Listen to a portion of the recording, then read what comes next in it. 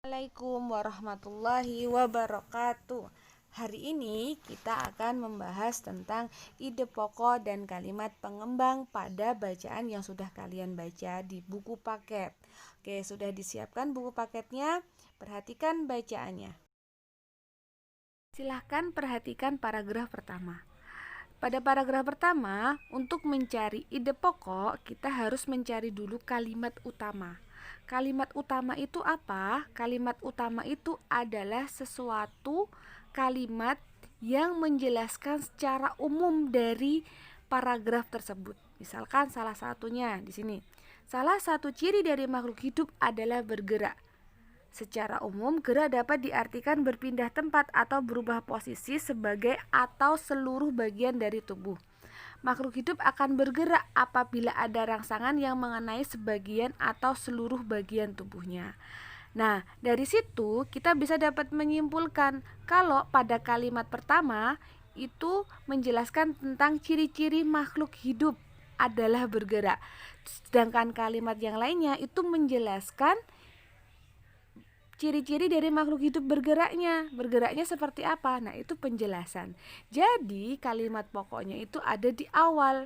Salah satu ciri dari makhluk hidup adalah bergerak. Itu adalah kalimat pokoknya. Nah, sekarang kita harus menentukan ide pokoknya.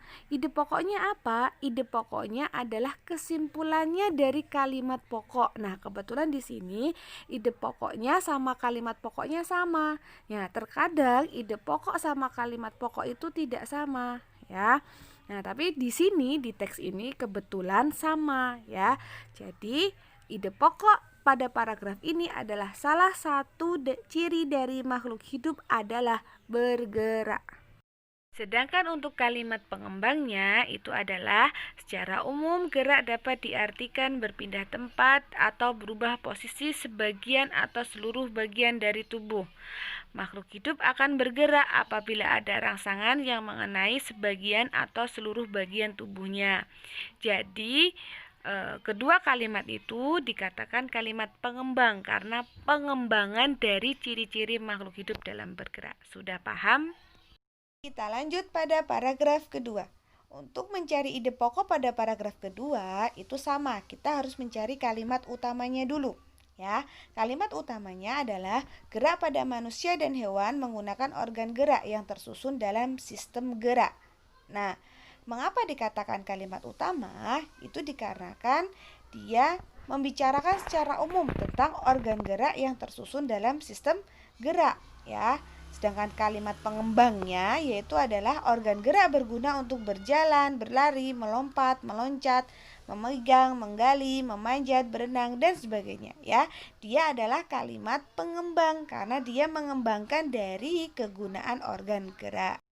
Kita sudah tahu kalimat utama dan kalimat pengembangnya. Kita lihat ide pokoknya apa.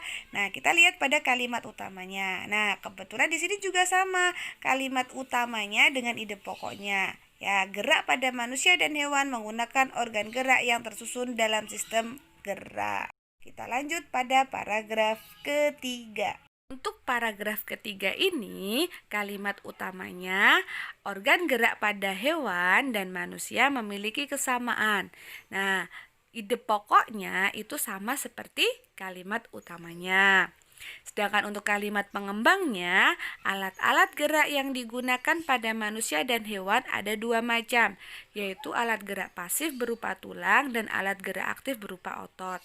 Kedua alat gerak ini akan bekerja sama dalam melakukan pergerakan. Kerjasama antar kedua alat gerak tersebut membentuk suatu sistem yang disebut sistem gerak. Mengapa dia dikatakan kalimat pengembang? Karena mengembangkan dari yang namanya organ gerak pada hewan dan manusia. Oke, ada yang mau ditanyakan? Jika ada yang mau ditanyakan, boleh komen pada channel ini atau bisa menghubungi Ustazah lewat WA. Oke, kita lanjut pada paragraf berikutnya. Paragraf keempat, kalimat utamanya adalah tulang disebut alat gerak pasif karena tulang tidak dapat bergerak dengan sendirinya. Sedangkan ide pokoknya itu adalah kesimpulannya dari kalimat utama, yaitu tulang disebut alat gerak pasif. pasif. Jadi itu yang disebut dengan ide pokok. Nah, berbeda ya dengan paragraf-paragraf sebelumnya. Kalau sebelumnya itu ide pokok sama kalimat pokoknya itu sama. Sedangkan pada paragraf ini ide pokok sama kalimat utamanya itu berbeda. Selanjutnya, untuk kalimat pengembang, tanpa adanya alat gerak aktif yang mempengaruhi tulang, maka tulang-tulang pada manusia dan hewan akan diam dan tidak dapat membentuk alat pergerakan yang sesungguhnya. Walaupun merupakan alat gerak pasif, akan tetapi tulang mempunyai peranan yang besar dalam sistem gerak manusia dan hewan. Itu adalah kalimat pengembangnya. Oke, kita lanjut paragraf terakhir.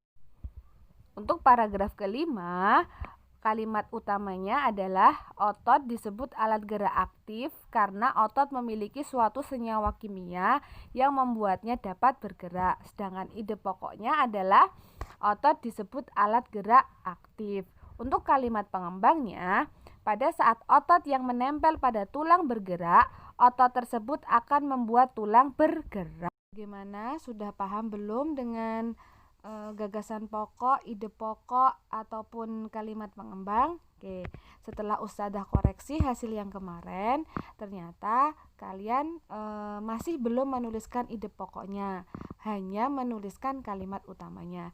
Jadi besok harus lebih teliti ya. Semangat terus belajarnya. Wassalamualaikum warahmatullahi wabarakatuh.